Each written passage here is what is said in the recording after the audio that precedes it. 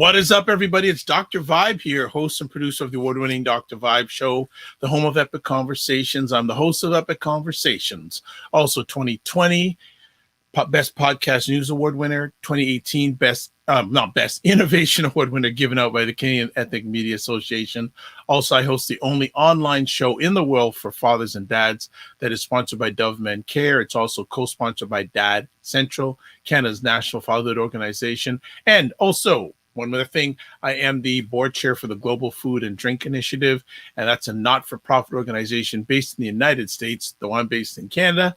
And what their focus, their mission is to showcase Blacks in the diaspora that are doing it and making it happen in food, wine, and travel. We're broadcasting live on April 17th, and it's becoming a good run here on the 9 p.m. Eastern Time and on Saturday nights with Aisha K. Staggers, Jill Jones, dropping knowledge bombs on Stagger's State of Things, and they're smiling in the back room, so let's get their smiles live. And how come I can't do this? I'm not getting them up. Okay, well, I'm going to do this, and I'm going to do this. All right, that's it. I got them now. Hi. Hey, Hello. ladies, what's going on? How we doing? Good. Pretty good. How's the week? Ooh, it was a difficult one. Yeah. Yes. Yeah. You see these bags under my eyes? Yes. It was heavy. It was a heavy week. Well, I'd like to thank, we already got people watching live. Thank you so much for the people who support us continuously in the live stream. And we have it's never a light night. We always got things going on, and we got a number of conversation pieces. And if you're watching live, please feel free to add your comments in real time. And the ladies will give you their thoughts on them. So let's go right from first story up. The murder of Daunte Wright. Anyone want to touch like what else is going to go on in Minnesota? Yeah, that was just Minnesota. I wrote a couple of stories this week about the Daunte Wright shooting and following up on it and constantly updating because the news kept changing so fast.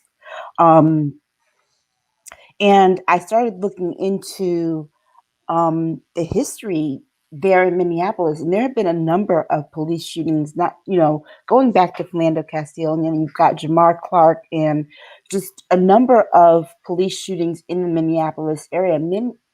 They've got a serious problem, but they've also got a police union there that says there's no systemic racism and there's no such thing as police profiling in that area. And then here you have this.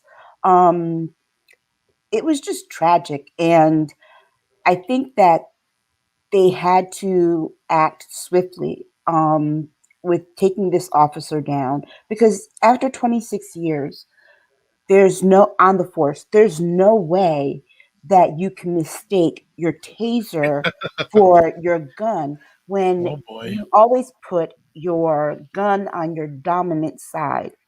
So if I'm left-handed, so I'm going to have my gun on my left-hand side. Your taser is going to be on your right. In order to get to your taser, which first of all doesn't even look like a gun, you have to reach across the body to get to it.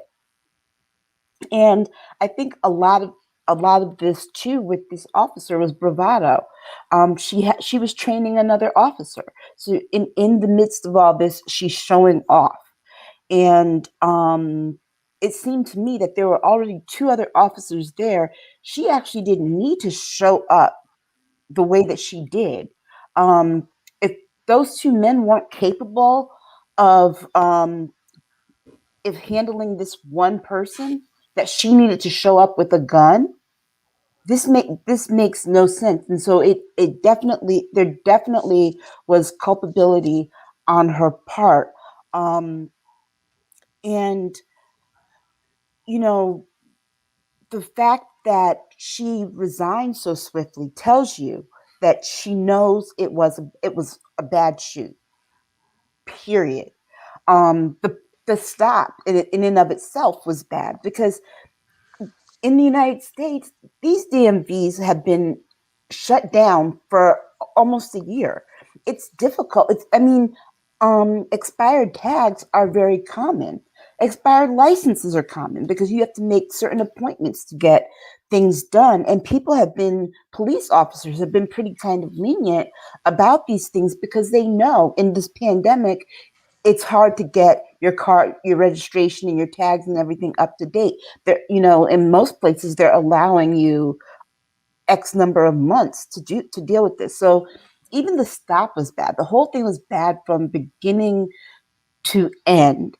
And it is just it's one more tragedy, but it it's it's it's really something that just it makes my blood boil because we have a family member that was a friend of the family who was murdered by police. And this is going back 20 some odd years ago. This is 97 that this happened. And you hope that it gets better. You would think that after all these situations it would get better, and it just doesn't. And this they really have a problem there. Well, first, before I let Jill share, Aisha, my condolences on that person whose life was taken by the police, and thank you for being open and sharing that with us. Jill? I think that, the gun violence that goes on daily here, like a revolving door, every day there's minimum, I don't even know how many. I mean, we've had 3 mass shootings today alone. It's just, so when you have a situation where the cops are also shooting, it's just, you're in a constant state of panic, turmoil, trauma, and it's like a hostage situation in America, essentially. And, I just wonder how long people are willing to live under these restrictions, because it's just eroding further and further and further, because I guess it's like, it just keeps pushing the politics out of bounds too. It's like, well, how much more can they take? Let's see. Because it's so twisted that even I was like, on what is she, like a Derek Chauvin sympathizer, and wants to try to get a mistrial for him because one of the jurors lived in the neighborhood where the shooting occurred, and they're not sequestered, the jury.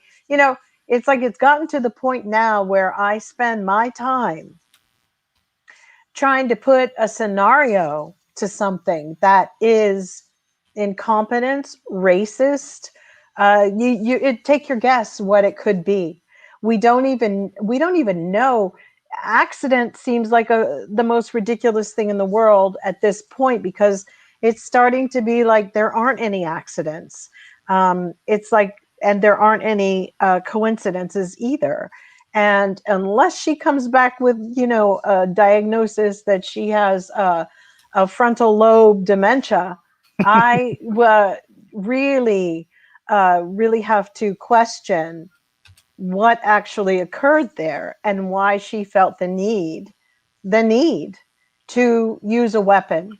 There were 2 men in front of her. There were men already in the position. And, they're lucky she didn't shoot them either. I mean, it's really like, really, I don't know how maybe she skated through the department these last years of her tenure, 26 years. She was also a police president of their union in Brooklyn Center for the department. So there's something either with her ego, there was something going on, and just how she, I don't know. I mean, it's just like, but how many more kids are going to be stopped? And from the point being, they have car insurance. So you don't typically have car insurance when you don't have your registration.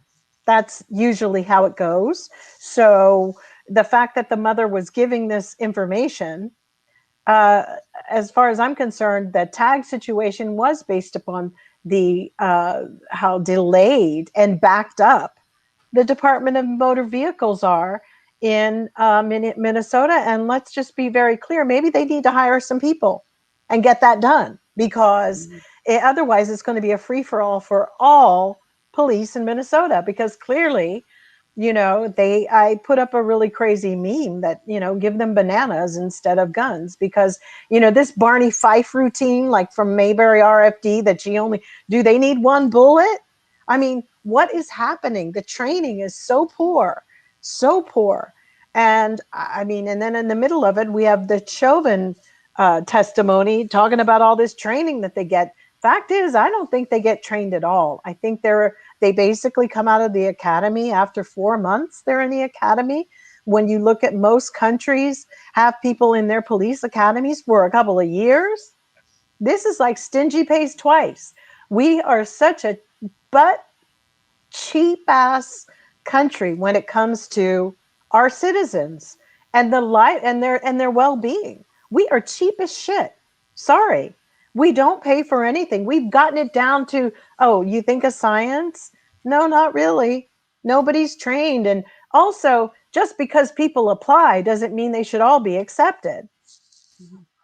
Okay, just want to catch up. The comments are flying in already. So let's, forgot to say hello to Chris Langford saying, good evening, Terrific Trio. Black Beauty says, amen.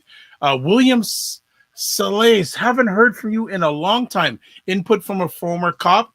Please put your comments in. We'd like to get that perspective. Chris says, per a post I dropped on my FB page about this tragic murder, Glocks do have safety mechanisms. That is something a veteran officer would definitely know. I agree. Yeah. Leon McKenzie, thank you for stopping by. You're saying always an engaging conversation. This is good. This is good. Yeah, go ahead. Well, one of the things too is that, and I thought about this after that Pat Robertson video where he was talking about, the difference between the Glock and the taser, is that that the white lady he's talking to then says, "Well, do you think it's a matter of training?" Well, here's the thing: you can't untrain racism. When that is combined with the lack of actual police training, you can give people all the training in the world, but if they still hold those racist beliefs, you're not going. No matter the amount of training that they have, that mindset is stuck, and they're going to act on that first. Well, she was also involved in the shooting with the family that their child had Asperger's, and they had called the police, and they killed the kid. She was involved in that as well. So she did not learn from her mistakes. And these police officers, I think that after shootings or things like this, I don't know how equipped mentally you would be having to do that day in, day out anyway. I think that unless you go through, and I'm not saying that all shootings are, because once you've killed somebody, they actually become humanized to you afterwards, right? You see them in the news, you see their lives, and then you find out, you killed a 20-year-old, or you killed a person who had a mental problem. How people decide to process that and go through that in their lives, I don't know many people who are built that way. I think that police should only be allowed they should be in therapy for the rest of their lives, because that's not normal. It's just not a normal way to be able to look at anybody, to be that fearful as a cop. And that's fear. Like, I always compare the samurais, and you guys know that. Samurais walked out every day with knowing they would die. They believed it. And there's books about when there's a difference of mindset. When you walk out expecting to die and then you go home, it's a blessing, right? But when you walk out like saying, I'm going to do everything to survive, that's a big difference. You approach things very differently. And you might end up shooting people out of the fear of dying. Cops should not have a fear of dying, because they're in a job that is about they're always this far away from that happening. And I'm not saying they're superhuman, but it's a really crazy expectation to treat this like a regular 9 to 5 job. Because hell, we can't even do a 9 to 5 job without wondering if we're going to die at a freaking FedEx facility. It's Can't gotten even to go to that school. point, so welcome to the club. But the police are supposed to, handle this in such a plum. She needed to be thrown to the dirt years ago if she didn't know the difference between a taser and a gun. And she did know the difference. She does know the difference. And as it was right after she did it, there were protests. And I'll be damned if Chauvin's attorney didn't come in the next day and already had started musing about it being unfair and that one juror could be biased because he lived in Brooklyn Center area. Yeah. So I'm like, was there a Klan meeting like a couple days before and said, hey, you're the oldest one with tenure and Derek Chauvin, please let's get, because all of this stuff plays into an appeal, you see, for the bigger picture for the Chauvin case. Even if he gets convicted, as if he doesn't get convicted, if he does, he's got a backup for 2 things already I've seen that he can appeal on. And that's one of them. The other thing too about She's a Karen. She capped off the whole Karen aspect of all Karens. She was the Queen Karen. So that's why I don't buy her. I don't buy her story. I don't buy it because if she doesn't serve as much time as the Somalian policeman did for accidentally shooting the civilian who ran in the street, who had called them and he shot her. If she doesn't serve 25 years, then Minnesota needs to go and physically disengage itself from the rest of America. Well, here's the thing. We all saw the footage from her. It was from her body cam. Okay. So if we're looking down and we see a gun, how come when she's screaming taser, taser, taser, she's looking down, she's got to be looking. And how is she not realizing she's got a gun and she's screaming taser? How have I never heard them yelling taser, taser, taser before? That's what they're supposed to do. I was watching this black female police officer was like, this is what you're supposed to do. She said, but she was the one who explained how you reach over the body for the taser. She's like, this is why she should have known that she didn't have a taser in her hand, because she would have had to have done the across the body reach.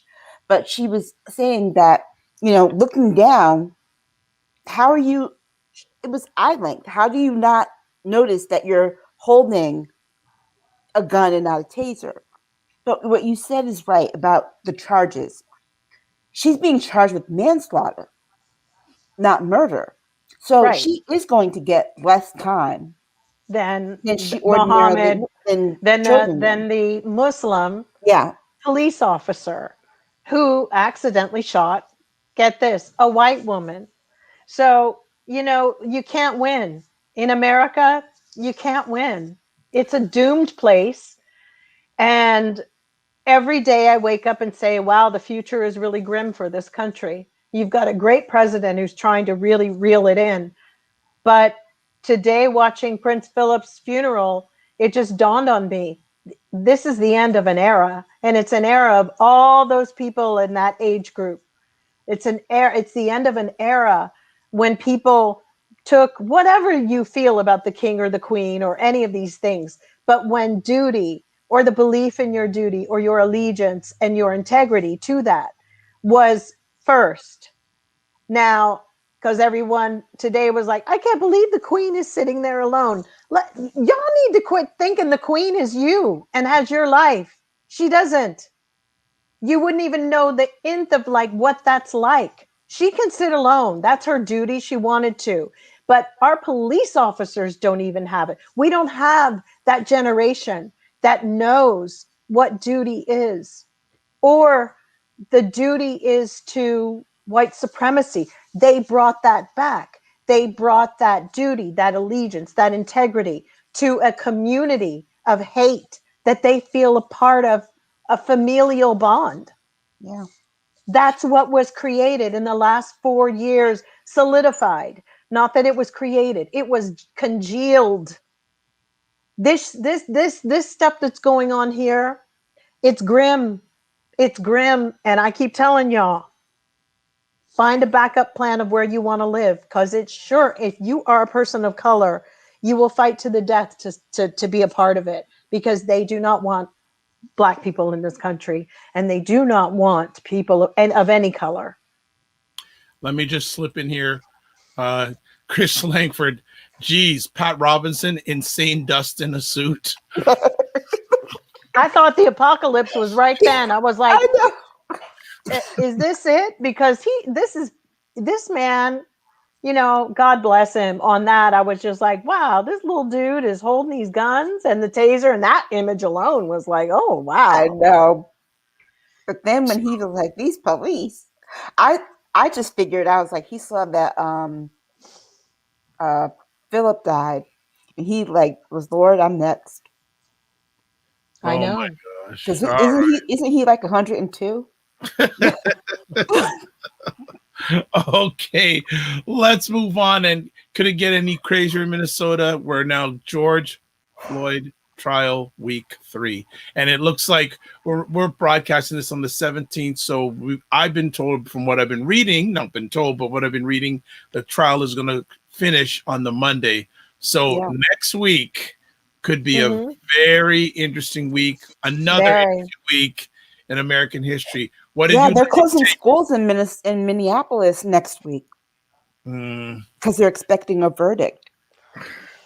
Yeah, if it goes beyond like 2 days or 3 days, then you need to worry. If they come back within 2 or 3 days, yeah.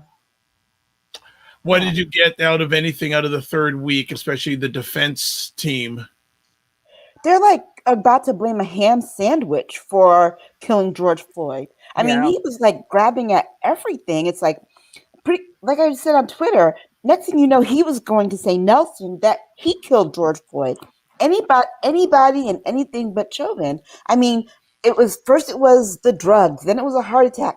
Then now it was the fumes. Oh my God. He was so overcome by the vapors from the police car. The carbon monoxide. Yeah. It's like, you know, pick a struggle and stick with it, because your defense is all over the place. This is how you know you have a client that is guilty. I mean, the defense that they put on was so quick. It was like lightning quick. That tells me that you have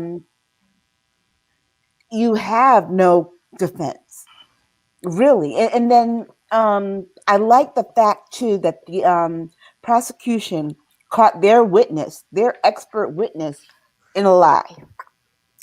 That was a good look. That was a very good look. Jill? Well, you know, a few things that I picked up on. I mean, aside from, what Aisha said, the defense is playing a very interesting strategy, because it has nothing to do with, let me try to disprove what the prosecution has presented. I'll disprove it with hypotheticals, because Eric Nelson, the defendant's attorney, has been trying this case mainly on just hypotheticals. We've spoken about that before, the what ifs. And the scary thing, though, is all they need is one person who has a strong enough personality to hold up that court and hold it like into like a, where it's nobody can come to a vote.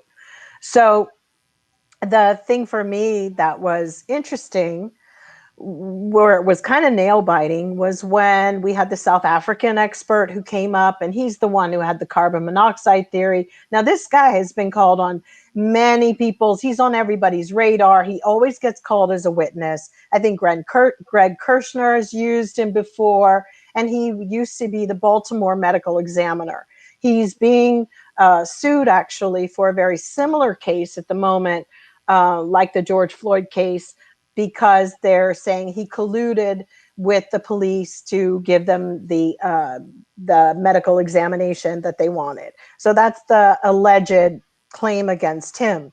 So then he gets on stage, and to boot, he's South African.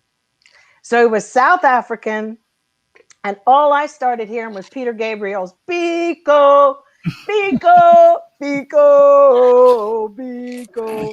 So I was like, okay, my age, I don't know if everybody is doing what I'm doing, but I was like, oh, hang on a minute, wait a minute.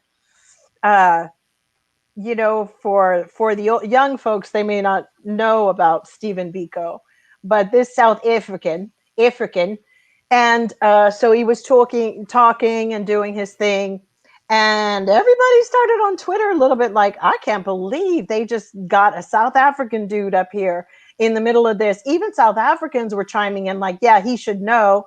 Look at, he lived here before even the Nelson Mandela situation happened. And then obviously the guy came here and went to school. But it really became an interesting showdown, so much so that I think when Jerry Blackwell went and cross-examined him somewhere, or they did a recross again, somebody must have told him to speak the Queen's English, because I swear for a second I was like, oh, wow, he's gone all BBC on us. Like, of course, correct. Yes, of course. A lot of people didn't pick up on those little nuances, I guess, or I just entertain myself with things. But I was like, this dude now isn't like speaking South African, because it is it's different than the Australian. It's a little, and it was, all I could hear was, Idomaya, Idomaya. The man is dead. The man is dead. The whole testimony. I was like, Biko, Biko. And so anyway. So Chris is saying exactly, Jill, and by not sequestering this jury for closing arguments and deliberation, the judge has handed the defense grounds for an appeal for Chauvin. He did. Well, they are going to be sequestered for deliberation. Yeah, for that part. But here's the other thing. So then we got into this tense moment where he went about this carbon monoxide, and then that old Baker dude, who was the Hennepin County medical examiner who testified for the prosecution, who I had gotten a lot of DMs and private messages like, I don't trust him. What's his deal? All of a sudden, he magically came up with, oh, wow, I have those carbon monoxide gas readings from the lab. Well, at the 11th hour, he presents them to the prosecution because they hadn't spoken about it from their end, and they wanted to do a rebuttal, but that evidence could not be presented. So the prosecution was sitting there like, okay, how are we going to go and dispute this whole carbon monoxide theory? Because, you know, they wanted a rebuttal. So they brought in Mr. Lucky Charms. So they were bringing, and I love him, but he is. Dr. Tobin is the Lucky Charms guy, and that's why we love him, because he's cute, and we love Lucky Charms, and he's like, it's magically delicious. Yeah. And he just had this way, and there was something very familiar about him the whole time. And a friend of mine called him Mr. Lucky Charms. I said, he's Lucky Charms. That's my nickname for Lindsey Graham. Oh, so he came in and he was like, well, you know, about the blood gases. And then everyone was like, pause, breaks. It was like a cartoon. And everybody was like, oh, and I just was like, I hope Mr. Lucky Charms gets out of here alive, because they got him. Because the judge said he was going to throw a mistrial. Like, he was like, I'm going to, if he says anything about lab gases, it's going to be a mistrial. So they're asking him these questions, and Tobin is like going, well, you know, because the oxygen saturation rate and blah, blah, blah. And no, do you think they're right? No, he's wrong. It's wrong. So we got on some thin ice, but I'm sure in an appeal, the guy will still try to use that. So, you know. Chris is saying, Jill, Lucky Charms, Jill, LOL. And he is, and I love him. And they were like, bringing it back. Oh, yes. You know. And Aisha, please come in and help me before I flip over of laughter in this chair and you see my feet up in the air. I know. I mean, everything was hanging on Mr. Lucky Charms. The whole case was I'm quiet, Jill. You should talk, please. Well, you know, I mean, that man, what is his name? Oh. Fowler, Yeah, he was Mr. Fowler, he Dr. was Fowler. you could tell that this was like a sleight of hand to him because He do this. he was so indignant. No. Did you listen to the blood gases?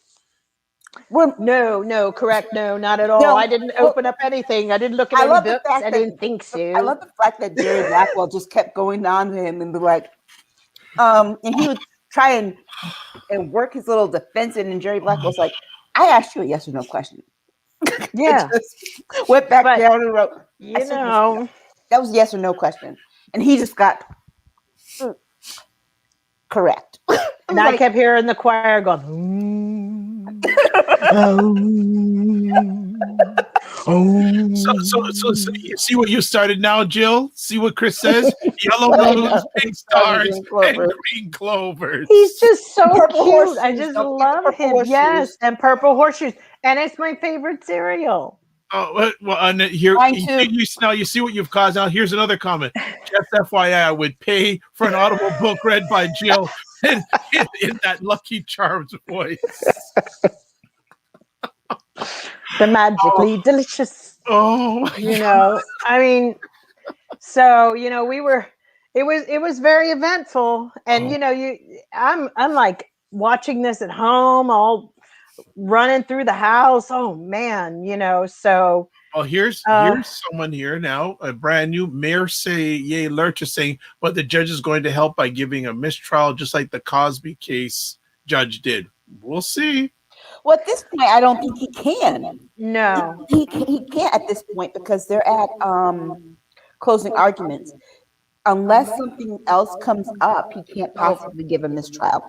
exactly. Over the weekend or something else, Lucky. And don't think they're not trying it. Yeah. Oh yeah. What, if at all, question for both of you, what, if at all, will the Chauvin incident, do you feel, have any impact on the verdict of this impact? Obviously, hopefully they're not. Well, again, if it's a jury and it's a good jury, they don't know anything about this incident. No. Brooklyn Center, what they'll do is they will move Potter's case out of Brooklyn Center because Brooklyn Center is a majority Black population.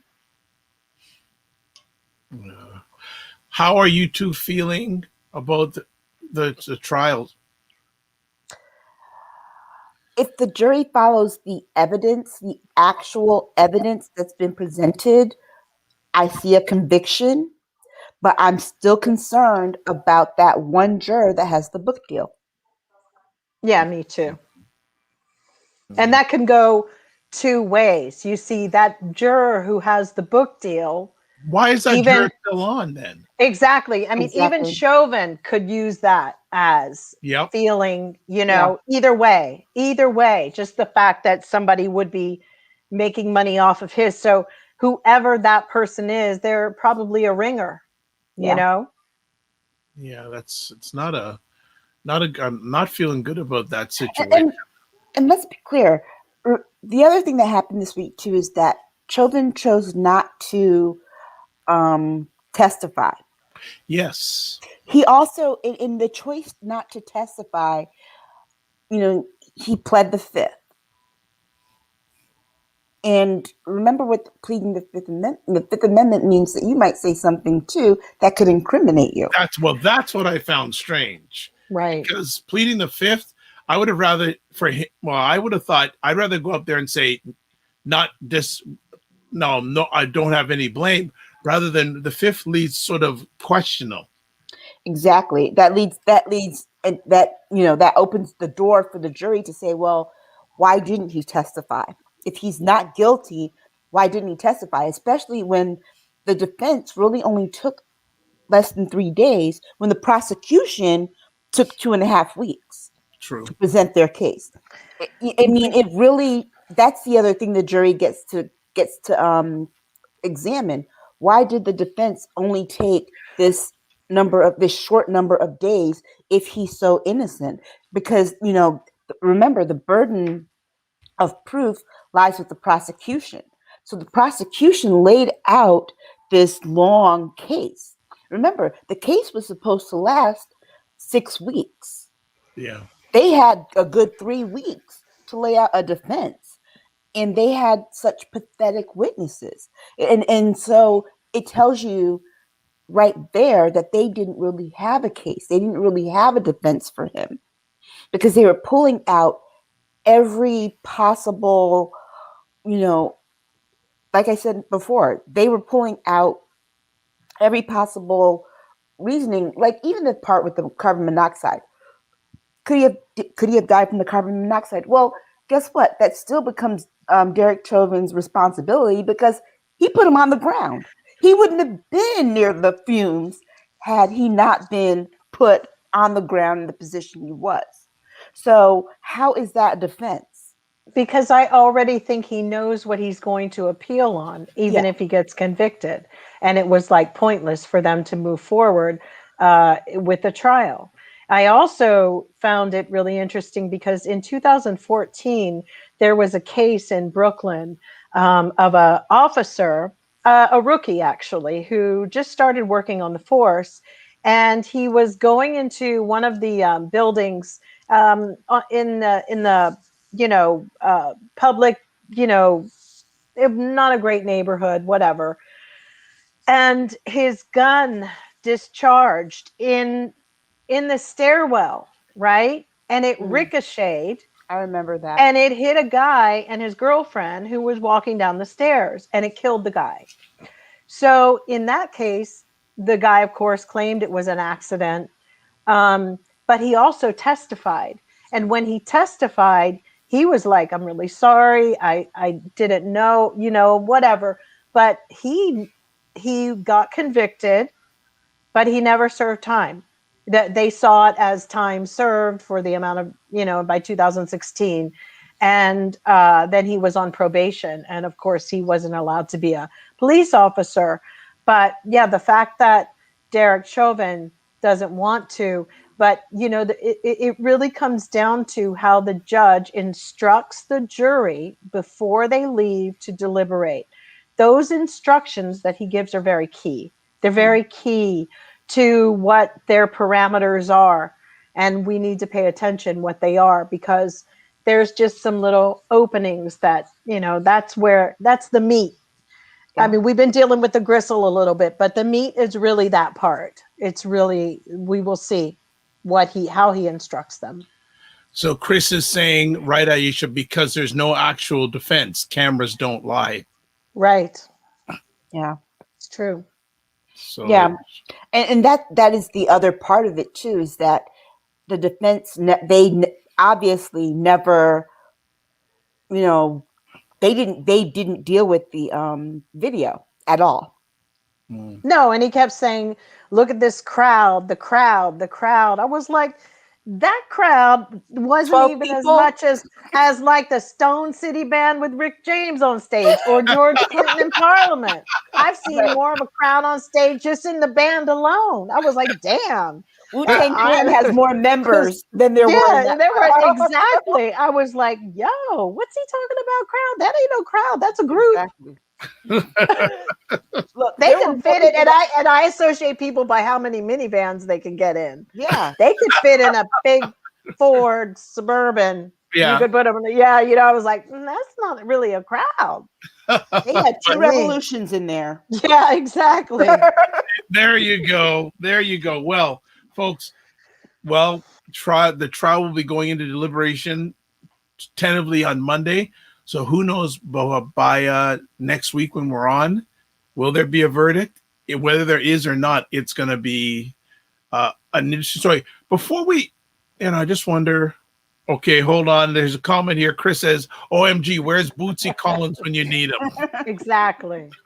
Shoot, baby, baby. There's a question I'm going to have, but I'm going to wait till the next story to ask the question. So the next conversation piece, and thanks again, everyone who's watching. Got a lot of people watching live, so thank you so much, and add your comments.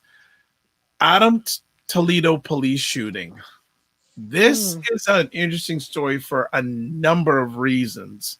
Who would want to start on this? Because there's a lot of interesting aspects of this shooting. Who wants to jump on this conversation piece first? I will. I mean, since I kind of got grilled on, filleted on Twitter the other day, because, you know, I've actually decided I'm not even going to like comment anymore on people's things or try to understand. Just that you ask a question and people don't want to listen. Or they don't even want to have a conversation. They want to talk at you. My question was, I wasn't sure of the case too much. I was like, why was he? What? It was 3 a.m. You know, you hear bits and pieces. They were like, well, whose parents let them go out at, you know, at 3 a.m? And I'm only, you know, I'm 58. Am I 58 this year? Yeah. So it's like, I'm from a different era, of course. You know, I lived in an era where your parents put tape at the top of the door to see if you go out at night. You know what I'm saying? Like if the tape's broken, they already know and you didn't know that it was there. But, you know, I'm from a different era. Like if you're out past curfew, you see your grandmother walking down the road, you know, and you're like either mortified or what the heck, you know? And you just don't want that. And I am from an era of like, you get your behind whooped. Okay. So maybe it was leading to make a comment to a bunch of millennials who were on Twitter and not my age group. But it was really a question like, what's going on? Like, why was he out? I didn't know that the kid ran away. You just don't know. Was he being sex trafficked? There's a lot of things going on, but it wasn't that at all. So they show that the kid was with another 21-year-old and they were shooting at cars passing by. They found the shell casings. These videos, the CCTV cameras caught them running. You know, and like I said, you know, what was it you said to me, Aisha? At 3 a.m, that's grown folks' time, is what you were told. Yeah. So in my mind, you know, I just think that this is horrific how it happened with the policemen running after them, but that neighborhood is not necessarily one of the best. I lived in Chicago at one point. And he got shot because once you start running from the police and you've got a handgun who they think it was passed off to him. If you look at one of the videos, and I did see the whole video, the really awful, when he went towards the fence, it was just unfortunate the fence was there because it looked like he tried to toss it, but in the motion of moving his hand up to be like raising his hands. But on that upward bound, you couldn't see because also there's a shadow on his jacket that looks like he had a gun, even in his hand. So it's terrible that the police are killing children, but sadly, it's not the first time it's happened. And so Black Beauty you know, sounds like you have a supporter saying, "Yeah, Jill makes a good point regarding why was he out as an adult at 3 a.m. To me, the officer wasn't at fault." right. Aisha, what do you think? That for me was something that I hadn't considered, because at first, when I first heard it, you just hear 13-year-old killed by a police officer. I didn't even know the time of night he was out. When Jill mentioned that and mentioned the question, I was kind of like, well, yeah. And then I started learning that he had had problems at home and had run away. And I was kind of thinking like, okay, there are a number of things going on here. And I did start to wonder, not just, you know, the shooting part aside, I started wondering, you know, yeah, why was this kid out? What was going on in the home? You know, not just so much in the home, but why is this kid out shooting at cars at 3 a.m.? Shooting at cars. Okay, so I get to thinking that, well, if I'm driving, it doesn't matter to me what color the kid is. If I see somebody shooting at cars, I'm calling the police. Somebody called. Yeah, they did. They called. Mm-hmm. Okay. I mean, here's the other scenario, which is really sad and tragic, is that, you know, Los Angeles went through this situation years ago in the 80s when we had a lot of gang violence, and we still go through it.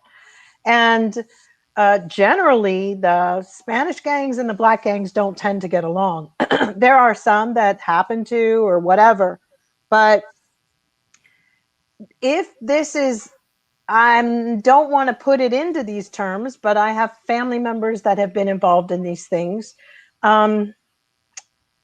This is a different world. This is a different world. When we talk about Dante Wright, or we talk about Tamir Rice, and we talk about, you know, Freddie Gray, or we talk about other people, Eric Garner. These are people killed in broad daylight. Stefan, the guy in Sacramento in his grandmother's backyard. Stephon For Clark. me, I couldn't quite get on board until I know the full story with this, because looking at that video, I was just trying to be like, okay, wait a minute. We're talking about our kids that didn't have any guns. Like Trayvon Martin didn't have a gun, and the neighbor kills him, or whatever it is. These are different arguments. I can't just jump in a protest line because I'm not saying that all police are bad, and I'm not saying that all parents are bad or good or whatever. But my point is that for us all to move forward, we got to really have some real conversations about what we're all contributing to. I couldn't barely have a freaking diary, let alone if I ever tried to have a gun in the house. You know, my grandmother was like a snooping. You know, it was just the way. And do I feel like my rights were violated? Did I survive that? Yes, I did, actually. I did. I made it through the day. And, you know, so what really, there is some accountability. We've done so much of this victiming stuff that there is something about, we've cut programs in these areas. Democrats and Republicans alike have done it in these neighborhoods. We have parents who are working nights or whatever. We do not have grandparents around. We do not have this village situation for whatever reason. I get it. But let's fix all of it, because it's all systemic. All of it, the systemic violence, because I'm telling you, these young kids are recruited in ways that, what if they harm your kid? You know, it's like this is like, I don't know what to say. I think it's really sad, but sometimes the liberals, and I'm a liberal person, but I'm not going to fall off the deep end. I'm not. Parents do have a responsibility to watch their kids. All right. We just do. Let me jump in, because there's been a number of comments coming in over the last few moments. So T. Stephen says, remember when we had to be in the house before the street lights came on? It's a very Gen X thing. Mayor C.A. Electra says, I saw an Asian 6 girls skating by herself at 4 a.m. in the hood. That's the new thing kids do. They also say, saying whose parents has a kid out can come across as victim blaming if you lead off with that inquiry. How did it all happen? Would have been a better first inquiry. Yeah, you're right. It would have been. Black Beauty saying, I'm in total agreement with Jill. Teenagers and parents have to be accountable, saying in capital letters, accountable, and I'm not going to be out marching and protesting just because the kids get caught, etc., get shot. I mean, Dr. Vibe. Sorry. Think about it. We get 2 gang members that are 13 and 14 that shoot, and this happens in New Haven quite often. And they don't do 13 time. and 14 that shoot each other. We're not out in the streets protesting their death. No. What we're out doing is protesting the fact that there's too much gang violence. Exactly. And don't forget that there were 2 mothers in Chicago that created a group to confront the violence in their neighborhoods against the gangs, and they got killed. They were murdered by the gangs. So if everybody approached this uproar with that much fervor, because there are like 3 or 6 kids right now who don't have moms, you know, I get a little bit like how it's all being politicized is a crazy thing for me. And it's hard for me to jump on the bandwagon when I do feel that we have made a lot of people victims in America. There is some accountability. This was a child. These are children. We are so concerned about people sex trafficking kids, but you're not concerned about a kid who's sitting up, walking along the street or skateboarding. That's not, they don't need to be with their parents then. Somebody needs to investigate. There's something really wrong. So who are we as a society? But there is accountability on both things. You know, I know the mother said she filed a missing persons report, and I'm so sorry. My heart breaks for her. But you know, we have to deal with politicians that cut programs in their schools. Their swimming pools aren't open. Their events, they don't have things to do after school. And we also have the scourge of, you know, just some really wicked things going on out in the world. The mayor even said Chicago collects in 1 week more guns than California and New York put together in 1 week. So there's a really huge problem here. So, and I'm not saying that, you know, when the right comes after you, if the right comes after you, stop trying to defend it because they're not wrong. There's a problem. So, okay, so here's my question then. Go ahead, Isha. You better fix your house. If your house is falling down, you don't sit up there and try to tell everybody that it's standing when the shit's just like falling off. Let's be real. Why can't they fix Chicago? Why? Why not? My question is this. Is that 21-year-old going to be charged with kidnapping? If the mother filed a missing persons report and that child was with this 21-year-old the whole time. Absolutely. Is that 21-year-old going to be charged with kidnapping? Because that person is a fully grown adult and was with this kid.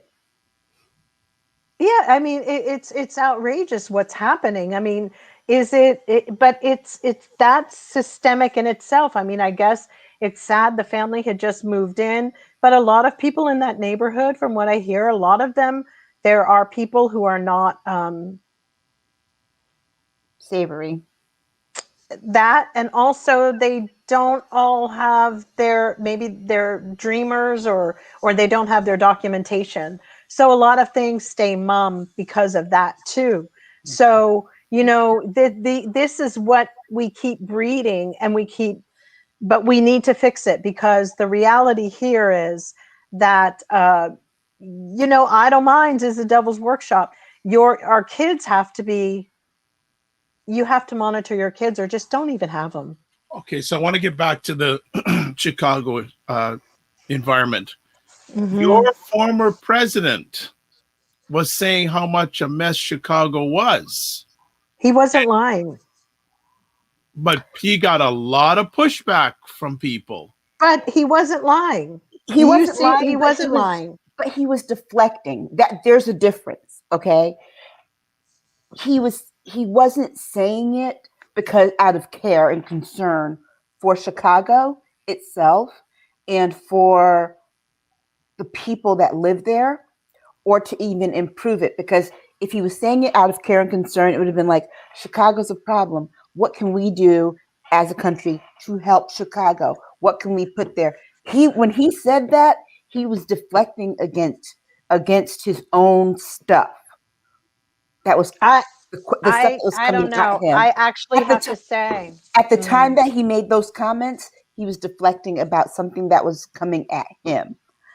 I remember that conversation, that interview when he said that. It was a question that was coming at him about,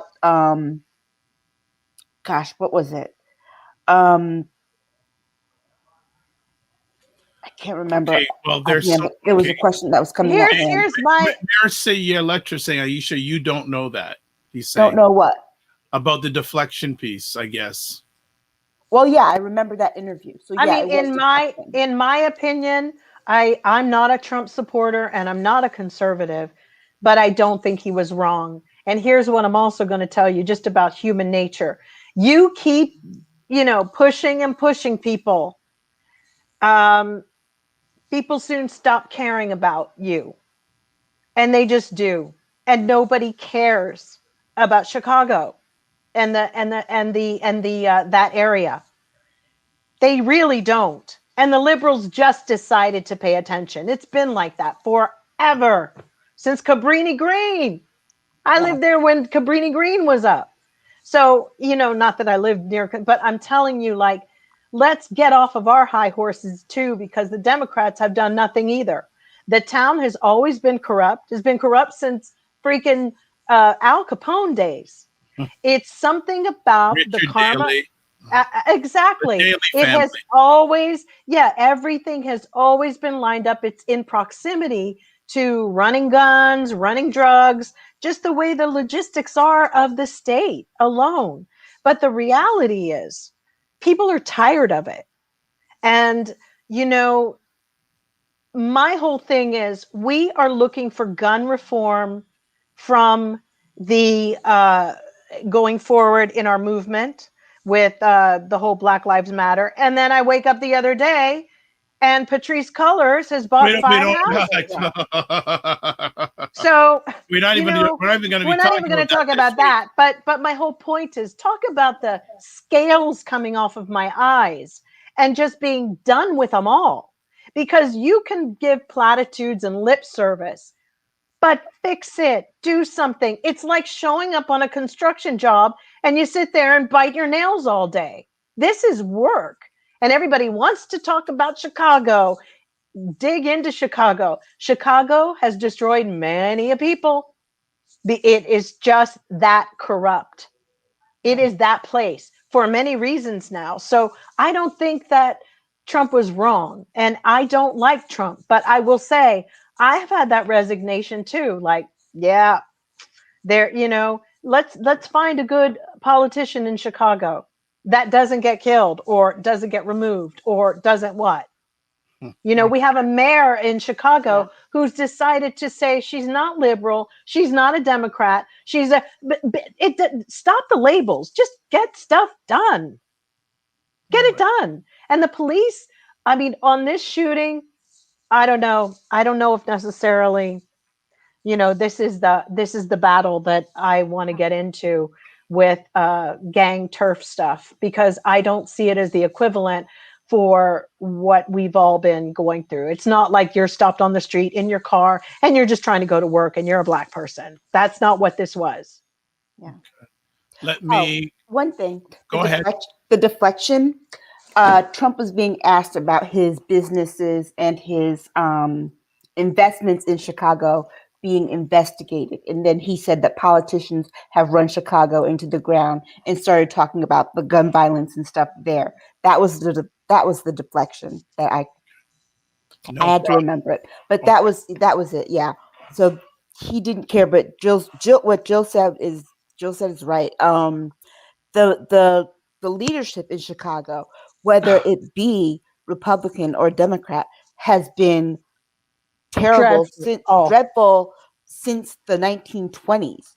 Mm-hmm. And it just I mean, that's on record. That the gun culture, it didn't it didn't start with Black people. It started with the Italians that were there. All right. And it just carried on. Absolutely. Black Beauty saying, what people be raising this much had the officer been killed or had that kid shot somebody else, since he was shooting people randomly in the street. Capital letters, Black Beauty says, you're frankly sick to death of taking up to 4 shooters. And taking up for shooters, because the police saw this as an active shooter situation, and rightly so. It's no different than going to the Walmart and they go, who's shooting? That's what this was. So they don't have to even say hands up. That's a freaking courtesy.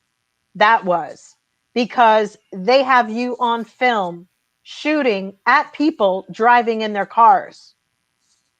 And honestly. Yeah. And that's the difference between, I think, this shooting and a lot of the other shootings. What gets in people's heads, I think, because it has been a difficult week, is the age of this child. I think but the other part of it is that in the other cases, all of those people were unarmed. At first, remember, they tried to say that Daunte Wright had a gun. And Right. they checked He the had car, nothing. and there was like Nothing. there was nothing. No. But this particular instance, there was one. And in all the other instances, those were unarmed people. And I think, like I said, what really got into people's heads, because it has been this horrifying week, the age of the child. It's just outraged that, you know, the same people and the same groups and the same liberals are all getting together and rallying their troops to go and protest, but they're never there at the trials. They're never there when Tamir Rice, when the cop got off. They don't even talk about it anymore. It's one more politicized event, and then you get a bunch of like texts to donate to the freaking grassroots movement. I'm done. I'm done. Well, Tamir Rice's mother has called them all a bunch of clout chasers. Exactly, but that's what I see, and they do it here too. And then they'll be on to the next killing, and it's very ghoulish what's happening. But don't tell me this little boy turned, tried to throw the gun. You can see it in a still frame, and then CBS got in trouble for freezing the frame that actually showed how. And you can then look at the maneuver of how he turned. The fact is, he didn't get rid of it quick enough. And you know, it's like, it's really tragic. But Is that why CBS I is banned from showing the video anymore? yes, they froze the frame. I actually have the video. Is that You why they're know, banned from showing it though? yeah, Because people got upset for them showing the okay, truth. They didn't edit anything into it. It was the actual thing, and even the part where the police officer broke down and was crying afterwards.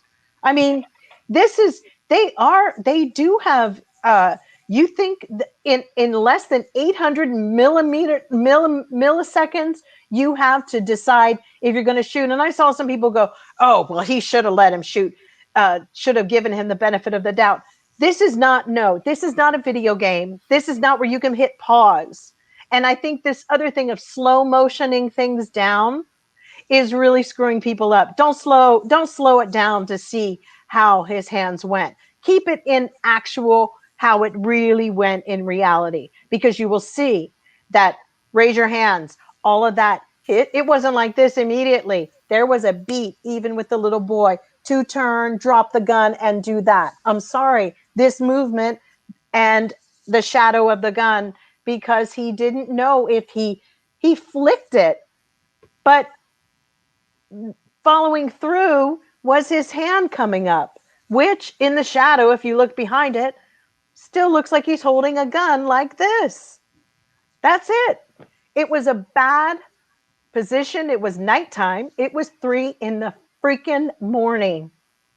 And I'm so sorry for his family, but you cannot, we just have to be careful about what will be for our cause, for helping to reform for gun violence. I'm sure the police would welcome it too. Let's be honest. I just think it's an honest conversation that some people have to take some kind of accountability for the crap they've been doing too. We all do it. Okay, T. Stevens says Chicago has a satanic principality over it. I believe that. America has a satanic principality. Okay. All right. More trials to come. So before we move on, why aren't governments, especially at the top, talking about these? I guess obviously with the Derek Chauvin trial, it's still a trial, I guess the verdict, but no comments on whatchamacallit, Daunte Wright. No comments on this 13-year-old. Nothing from the top levels of government. Why not?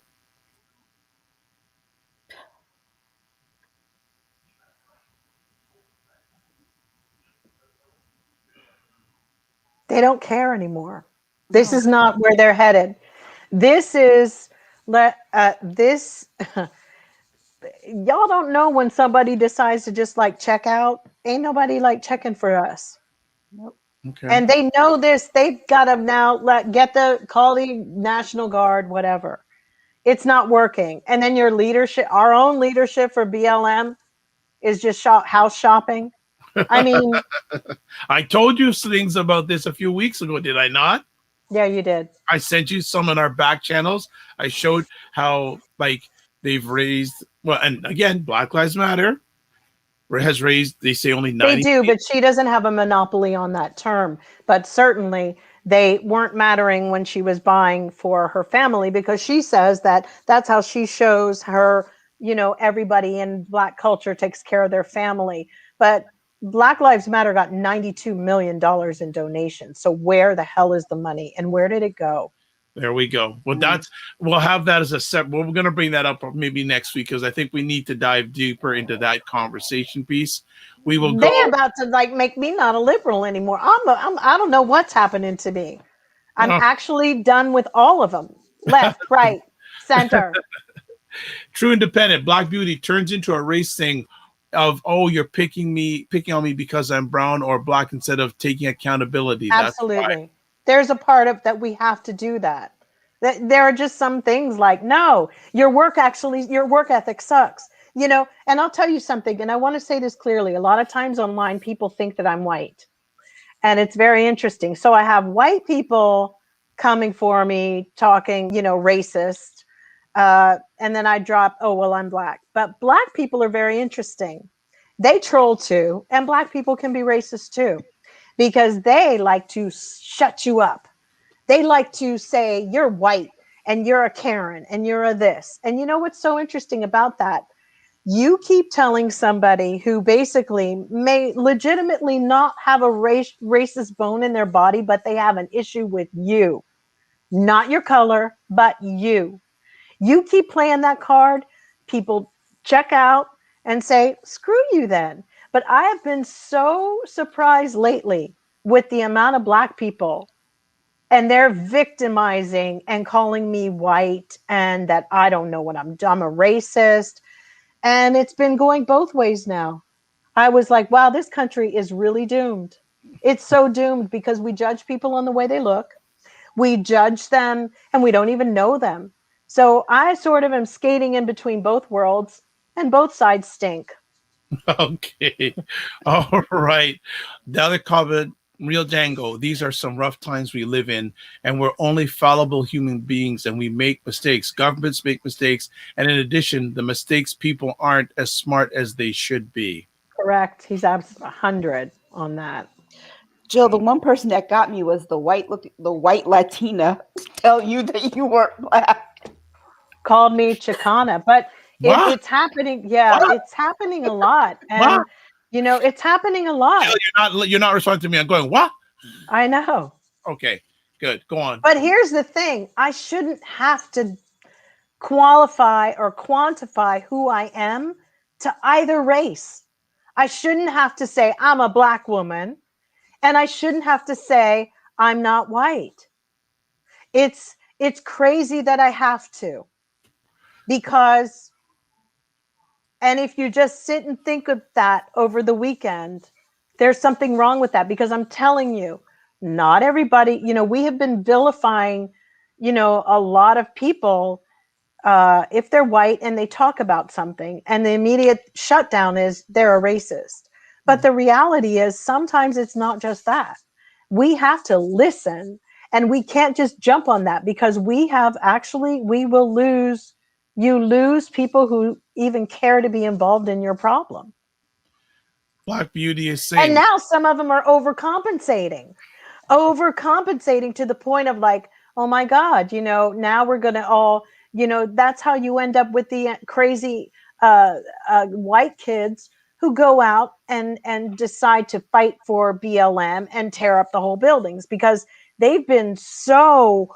I don't know what's happening, but we have a problem with labels, identity issues in this country, and it's really showing now on all sides. I got the Chicanos, yeah, right, the Spanish, the Asians. I haven't been called Asian yet, but it's unbelievable. The fact that we have to go, I'm this, I'm that. But like I said, I think both sides now are just BS, because so we could just have a picture of homeboy Butterfield from the but I don't need to either. I'm just joking. I know. We need to have people just really listen to each other. Yeah. We really do. Let me jump in for a second here and catch up because the comments are flying in. Jill always does this. Judge them, and we don't even know them, Jill. You're right. And Black people, when we point out wrong and right and taking accountability, when we get called an Uncle Tom or an Aunt Jane. It's true. Chris is saying to something perfectly said, Django. Real Django. Mia Baco is one of my favorites. Yeah. Well, here's an interesting comment. Oh, and Dakita says, "Can you sing the beginning of Mia Baca?" People want you singing, Jill. Oh my gosh. I have only. That's it. Had one lover. Okay. And Mercy says, "I suggest Mrs. Jones reads how Broken Windows was originally created." What does that mean? I have no. Yes, we know. It was from the other side playing like double. I know what you're saying. But now that the cyber optic, like the optics on that, right? I get it. Okay. They were created, but then now what we're dealing with in the country is that now you don't even have to really stir the pot anymore because there's so much confusion with identity, race. Who am I? What am I? What label am I? Am I fighting for which cause? What's this cause? What's that cause? And once you mix that in with capitalism and funding people on their social media and giving them payments and all this, we are a mess. What is legitimate and what isn't anymore? What's disingenuous and what's genuine? Is this a full on group going to support a cause? Or are they going to get paid on the back end? It's a mess. It's an absolute mess because we cannot identify each other. We got to move on here. Let me get us some comments. Me say yay. Letra says, Mrs. Jones, I wish I was not this dark and I could feel free to feel as you do on these topics. Real Django goes, Mia Baca is one of my favorites, Jill. And he also goes, oh my goodness. So this has been quite the conversation. That is just their shade to me. That's shade again. To you would like to feel free as I feel. And that's that slave hen house pecking order that they got us under. That you wish you could feel free as I do. It's very interesting. My family is your color, so No, wait, we'll move on. Let's get on to another conversation topic. Another fun one. South Carolina incident with Fort Jackson soldier. Aisha, please give Jill a little break. And I already see you shaking your head. Go for it. I'm shaking my head because, first of all, my father lived in that subdivision up until 2 years ago. I lived in the subdivision right next to it. If I could explain to you, like literally how next door they are, I was talking to Amaya the other day, and I'm like, I don't remember us having any white neighbors like that.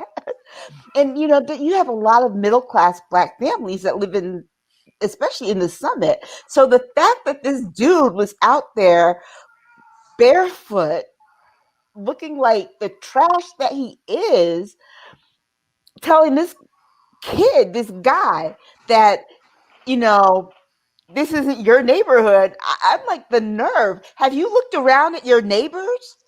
Because I'm like, usually there's a lot of people from Fort Jackson military that live in that area. I got rear-ended by a soldier before, but that soldier was Black. Most of the soldiers that I've seen and known in that area were Black people. It's really a mixed race area, but in that particular subdivision, Black people are like, oh, we love the Summit, this for Black people. It's like, you've come up. The fact I just, when I saw that, and I was like, okay, it's South Carolina, and then they said the Summit. I'm like, the Summit? This happened in the Summit. I'm like, this makes no sense to me whatsoever, given the neighborhood. And you know what? He got what he deserved.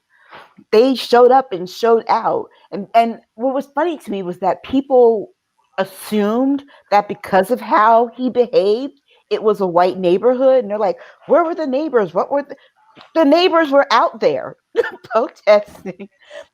People came as far, from Charleston and Greenville, South Carolina. And Charleston's like 3 hours away, but people showed up. And I just, he got what he deserved. Jill, anything you want to add? No, I really, this was very weird to me. It was typical, but I don't know was the kid, I think, he lived in the neighborhood. He was out for a walk at like 7:00 in the morning. Yeah, I mean, I don't know much about the story. Better than 3:00 in the morning. Exactly. I don't know much about the story. I think the way he handled it was crazy and, ridiculous for an adult to be wired that tight, but it's just a shame how people just want to keep screwing up their own lives. Yeah, I don't know why. Him. That's the other part too, is that he assaulted him. Yeah, I don't understand. Let's be honest. He also woke up at 7 a.m. like that other dude. And he was like drunk. Who wakes up like that? These are really troubled times and troubled people. I mean, that guy, my goodness, to me, I'm usually very happy in the early morning hours. I'm not like that. I don't know what the heck was going on.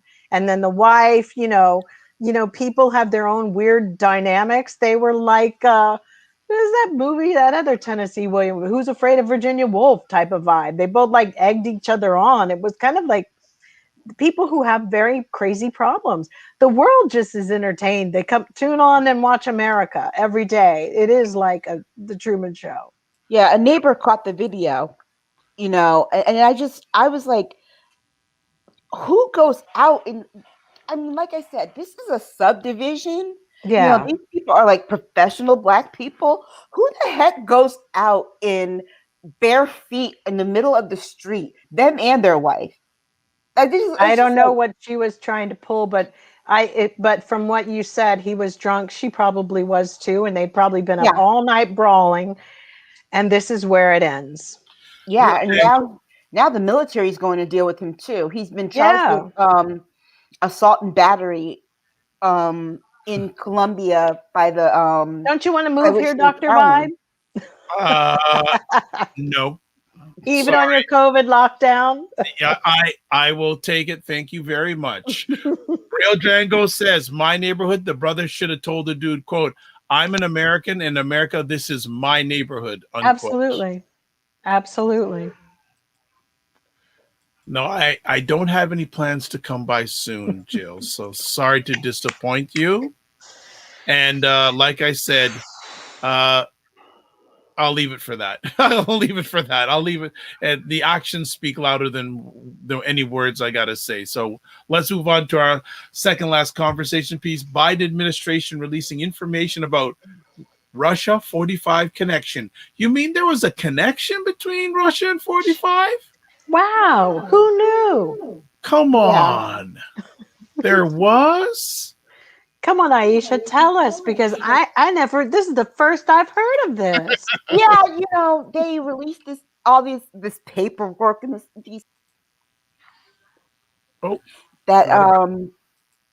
the Trump administration, or that Donald Trump did get help from Russia to win the election, and that there was this connection the whole time with Russia and Russian operatives, trying to help him win. Basically the stuff that we already knew, but like kind of confirming it, the information that they actually had to confirm it. Obviously, this was, it would have been, I think, a pretty big news story had it come out maybe a year or two ago. Some of the networks tried to make it a bigger story. Like Rachel Maddow did a really good bit by bit coverage of it, but I think because of all the drama of the week, that part got lost. But I also think too that we just have Trump fatigue. And Is that possible? I know. What is that? yeah. Donald who? What? Oh, yes. But the fact that there's like this proof now, you know what I mean? Hold on. Wasn't there something called a person called James Comey?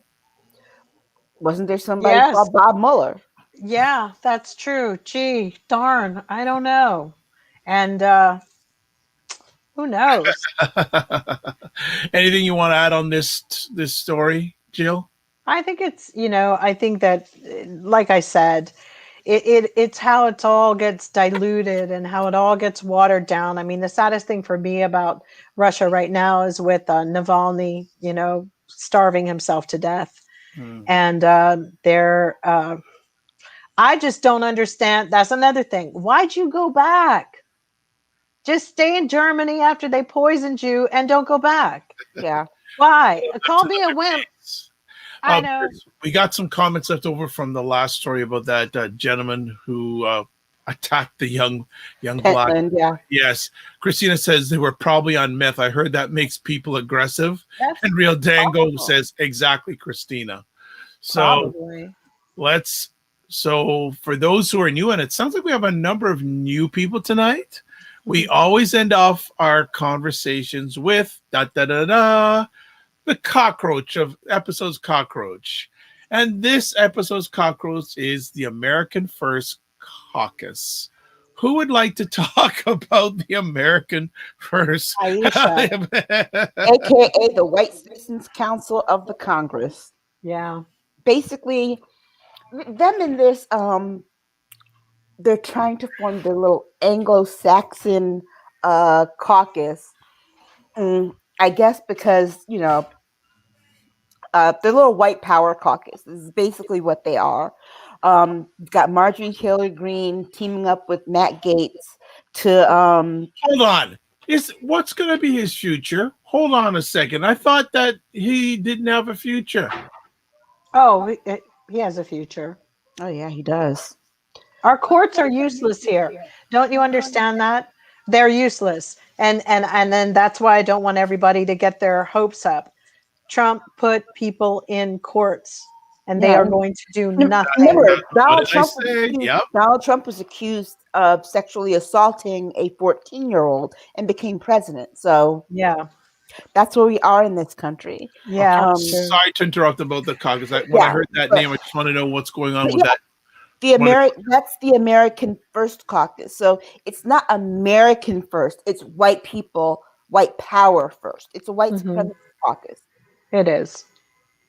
And so they're the cockroach. Basically, it's the Tea Party caucus on meth. They want to get rid of the civil rights that happened. They speak about things like immigrants that came here before 62 were actually better citizens, the European ones, because they earned more money, blah, blah, blah. They want to get rid of the civil rights legislation. These people are quietly plodding away and doing what they want to do. I don't even, if the media doesn't get their act together and stop jumping around all over the place with just utter nonsense, they are quietly and slowly. It's like I always speak, there's a tarot card where somebody's looking at their coins and always counting. That's the Republican Party.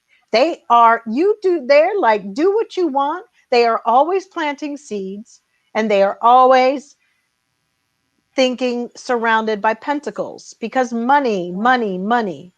So they need to, the media is the distraction. And, at this point, some of the stories are all, anybody can be bought and anybody can be paid with what the Republicans want you to believe and what they want you to say here.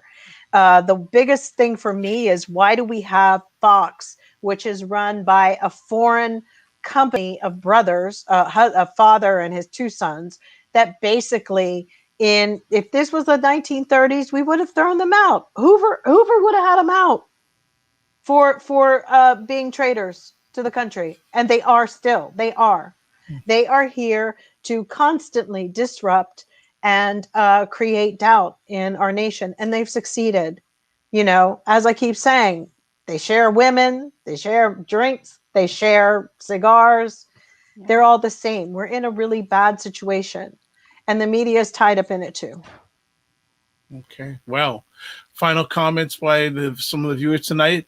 Maiseye Letra, Manchurian Candidate Part 2, the movie starring Russian former centerfold Millennia 45 as the puppet master character. Yeah, she came a long way. Chris is saying the AFC all need to wash their mouths with Black Flag. Absolutely. Yes. Real Dango says, La Cucaracha, it's tiring. This country, as Jill says, quote, needs an enema, unquote. Yeah. Yep. My sayer is saying, we have Fox because Dick Cheney hooked it up. Oh, and by the way, Fox plays in all of our military bases, and they wonder why. I mean, really, that's another thing. People, if you're paying attention or whoever is watching, you've got to these are brainwashing this is the way they do it. You've got to talk to your leadership in your area and really pitch a fit. Yeah. I'd rather they not watch anything. And that was something else that came out this week too, was that the military, they were talking about how much of the military is filled with white supremacists. Yeah. That's no surprise. That's no surprise. No, but get a backup plan, folks. Jen Meyer saying, Aisha and Jill, you are 100 on all topics as always. Great discussions. Thank you, Jen. Thank you. I appreciate that. That's Dr. Vibe, we're going to have to. That's so sweet. I think we're going to just have to do a suitcase edition where we're all going to have to talk about where we're all planning to leave and move to. I ain't going anywhere. Sorry. I know you're not. I'm good. I'm not vaccinated. You all just better build a big tall wall, as Prince had a song about. Yeah. well, you know what? Canada's plan is not to let any of us in. Exactly. I think the people who want to come here are the people that we let in. The ones who don't want to come here aren't coming here anyways. Exactly. Yeah. Simple as that. They're not coming here anyways. But folks, we have done another epic conversation. Jill and Aisha, you did amazing. Thanks. Thank you. Great chatting with you guys. Always a pleasure. And the number of people we have watching live, I think, is the most ever tonight. So thank you so much. It is much appreciated. So there's another comment that just popped in. Oh, Chris is saying, thank you for great convo. Have a great week. Bless you all. You too, Chris. Hi, Chris. And he goes, purple horseshoes for everybody. Yes. I love it. Love it, love it, love it. So before we let go, everyone, whether you're watching live on the replay or if you're listening on the replay, the ladies will give out their contact information. So, of course, we go to the lady who was the driving force of the conversation tonight. Her name is Jill Jones. How can people get a hold of you? That was you. Come on. How do you think you? Come on now. How can Jill D? Yeah. Jill D Jones at Twitter. Yeah, tonight I was a little heated up. A little. Okay. All right. This is what happens when I lay in my bed and just think. I'm like, yeah. That's wonderful. And Aisha Kate Staggers, how we get a hold of you? At Aisha Staggers on Twitter. Wonderful, wonderful. And I am Dr. Vibe, host and producer of this wonderful conversation called Stagger State of Things. I'm also host and producer of the award-winning Dr. Vibe Show, the home of Epic Conversations. I'm the host of Epic Conversations 2020, winner of the Best Podcast News Award given out by the Canadian Ethnic Media Association. And they were also kind enough to give me another award 2018 for Innovation Award. I appreciate that. Also, I host the only online conversation in the world for dads and fathers. It's sponsored by Dove Men Care. It's also co-sponsored by Dad Central, Canada's national fatherhood organization. And also, I'm the board chair for the Global Food and Drink Initiative. It is a multimedia not-for-profit whose mission is to showcase Blacks in the diaspora that are doing their thing in food, wine, and travel. As always, I'd like to thank everyone who watched live on the replay tonight. We've got Dakita Quita, Real Dango, Chris T. Stevens, Jen Myers, Merceya Letra. Hope I got, and if I got it wrong, it's my head, not my heart. Of course, Black Beauty, Real Dango. Thank you always so much. And Daniel Sereda. Thank you, Daniel Serda. Sorry, let me correct that. As always, I'd like to thank everyone who watched live on the replay. It's appreciated and not taken for granted. Always end off with this. Live your life as a dream. If you can dream it, you can make it. Sometimes you have to get small to get stronger. Block assumptions, then aim bigger, aim better, aim higher, aim wider. We will see you next Saturday, the 24th, 9 p.m., because that's where you like us, and that's where we're at. God bless. Peace to you all. Keep the faith and walk good. And love, faith, and respect, and also give yourself some grace. Goodbye, everybody.